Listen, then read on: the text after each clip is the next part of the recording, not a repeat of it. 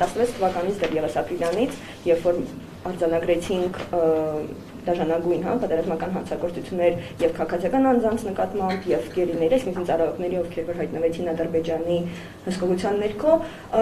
ու թեև ներկայացվել էին անհատական գանգատներ մի հետ, ինչ օրս դեռևս դատավարժի սպասում ենք, դա էլ է մի առանձին հարց, որ ԵԴ-ի շտաբում արձանագրել այդ խախտումները, պատշաճ արձագանք, քանի որ չի տրվել այդ վարքագծին Ադրբեջանի, դա իրականում թույլ տվեց 20 թվականին շատ ավելի լայնածավալ եւ բազմաթիվ հանցագործություններ գործել պատերազմական,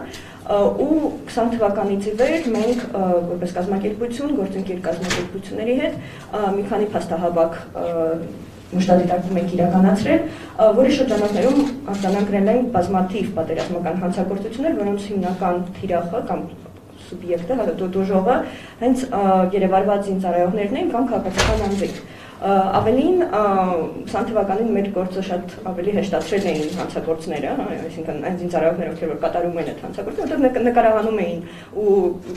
բաց աղբյուրներից արդեն այդ ապացույցները շատ հեչ հասանելի էին։ Մեր փաստահավաքի նպատակներից մեկն էր աջակցել եւ ներպետական քննությանը, այսինքն Հայաստանում իրականացվող քննությանը եւ միջազգային հարթակներում համապատասխան մեխանիզմներում, որտեղ որ պետք կլինի։ Այս առումով կուզենամ երկու դիտարկում անեմ, լուրջ մտահոգություններ ունենք այս պահին ներպետական մակարդակում իրականացվող քննության արդյունավետության հետ կապված, հաշվի առնելով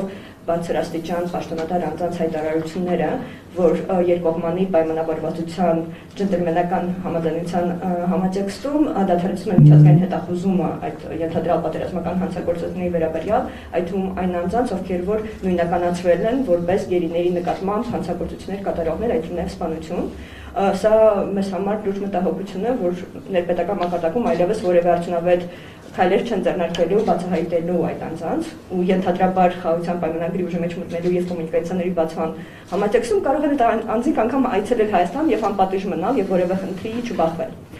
Երկրորդ հարցը, որին կուզենամ անդրադառնամ, վստահ եմ կխոսի դեռևս միջպետական գանգատների հետ քաշման մասին, բայց քանի որ արդեն նշեցի խաղաղության համաձայնագիրը, այստեղ մենք ունենք կրկին լուրջ մտահոգություն եւ քննադատություն, քանի որ այն չի պարունակում որևէ դրույթ, որը նախ կկարգավորեր գերիների անհապաղ վերադարձը, որը թեև Ժնևյան կոնվենցիաներով նախատեսված է, որ սոսի 8-ից հետո բարձրաստիճան պաշտոնատար անձանց հայտարարությունները Հայաստանի շատ ավելի սահմանափակ են այդ հարցին անդրադառնում եւ վերջին երկու հնարավորությունը միջազգային հարթակներում, որը Հայաստանի վարչապետը կարող էր ունենալ, այսինքն ՄԱԿ-ում եւ ԵԽԽՎ-ում, դա մենք համարում ենք բաց թողնված, ընդ որում հնարավոր է, որ դիտավորյալ բաց թողնված հնարավորություն այդ հարցին անդրադառնալու։ Օգտագործվել է ընդամենը, այսինքն կես նախադասությունը ընդամենը ասել վարչապետը, ասել որ պետք է անազատության մեջ պահվող անձանց հարցը հասարակագրվի։ Ինչը դրա տակ հասկացվում, արդյոք մենք պահանջում ենք, որ այդ անձինք պետք է վերադարձվեն, արդյոք մենք ընդամենը ուզում ենք արձանագրենք, որ իրանք պահվում են, դատվում են, թե ոչինչ չունենք պահանջելու, այդ նաև միջազգային հանրությունից, որը անհապաղ ողջունեց այդ համաձայնագիրը եւ կարծես թե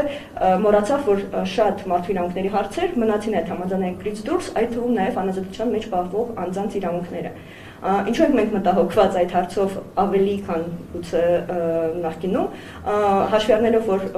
այն արդյունավետ պաշտպանության միջոցները, որոնք որ օգտագործվել էին, բայց հիմա Հայաստանը հրաժարվում է դա կիրառեն, Ադրբեջանը մեկուսացվել է, ինչպես դուք նաև նշեցիք, ոչ միայն Կարմիր խաչի գործունեության դադարեցման համատեքստում, այլ նաև ՄԱԿ-ի գործակալությունների եւ փակման եւ իրենց գործունեության նվազեցման արտաքին որևէ մշտադիրքման միսիայի կարող է միշտ մերժել, որպեսզի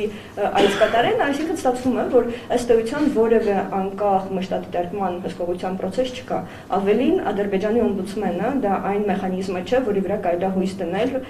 վստահ լինելով, որ կայացնեն ու կարձանագրեն խնդիրները, եթե դրա կարիքը լինի։ Ինչու ենք վստահորեն դա պնդում, դա ենթադրություն չի, դա փաստահեն պնդում է, որովհետև 20 թվականից հետո հայրենադարձված գերիները, հետ խոսել ենք, արձանագրել են, որ ըստ էության նրանց նկատմամբ բռնությունը կիրառվել է եւ փաստաբանների ներկայությամբ, այսինքն հանրային պաշտպանի, որը որ ձևականորեն տրամադրվել է եւ բուժ անձնակազմի ներկայությամբ, որոշ դեպքերում անգամ մասնակցությամբ օմբուդսմենի որպես այդպիսին, գործունեության մասին անգամ քեզ բառ չանել նշել, որ ինքը այցելել է կամ գոնե ինչ-որ երաշխիք ապահովել է։ Այսինքն այս անձինք, ովքեր որ մնում են հիմա 23-ը, որը հաստատված են կամ ավելին մնում են լրիվ անպաշտպան, ինչպես դուք նշեցիք, իրականում այստեղ ես կրկին կուզենամ շեշտադրել, որ մենք ունենք արդեն 7 անձ, որոնք որ արդեն դատապարտվել են եւ այլևս հանրային դաշտում չեն երևում, այսինքն Իլրումենային 5-ի որ նշեցին, ունենք նաեւ 23 թվականին, ազատությունը զրկված քաղաքացիական անձինք, ում կրկին պատերազմական հանցագործությունների համար դատապարտել են եւ նրանց որպես թերության մասին միակ տարբերակը իմանալու դա իրենց ընտանիքների հետ կմահաճույքով տրամադրված զանգերն են, հատկապես հաշվառնելով, որ դրանք վերահսկվող զանգեր են, այսինքն հնարավոր չի ասել, այսինքն վստահենք, որ այդ անձինք երբեք չեն կարողանա հստակ ասեն, թե իրենց հետ ինչ է կատարվում եւ նրանք ունեն աջակցության կամ պաշտպանության կարիք։